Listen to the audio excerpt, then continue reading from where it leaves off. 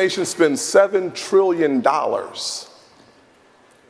It would take $10 billion to finish the wall, and for an additional $5 billion, we could use the available technology to surveil our southern border and our ports of entry to slow down fentanyl from coming into our country. This is a part of that mental health epidemic that we face. Second thing I'd say is that we always hear people talk about gun violence in this nation.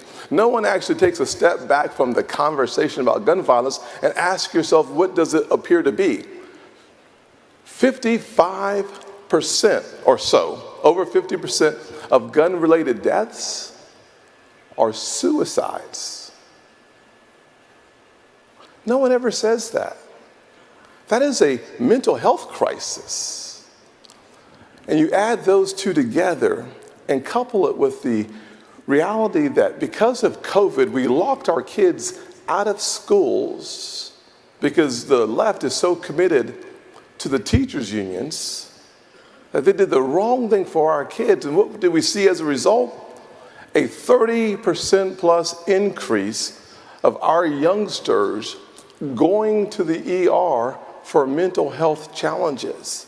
We need to get back to some honest bedrock truth that sets captives free, and the way that we do that is by focusing our attention on these three major issues that we need to address as a nation. May I ask, and thank you for saying that about the 100,000 Americans, mostly young people, mostly not in the cities, dying every year. So that's hundreds of thousands just in the last several years. Why? And you said we should build the wall that was started and then dismantled. Why not build a human wall with, say, the reservists who were called up to go defend Ukraine? Why wouldn't they be defending our border? Totally agree with you. Yeah.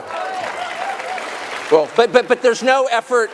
I mean, the Pentagon has said, the last president kind of suggested that, didn't do anything about it, but he suggested it.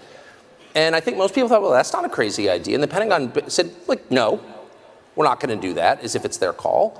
Why would you fund the Pentagon if they are refusing to defend the United States?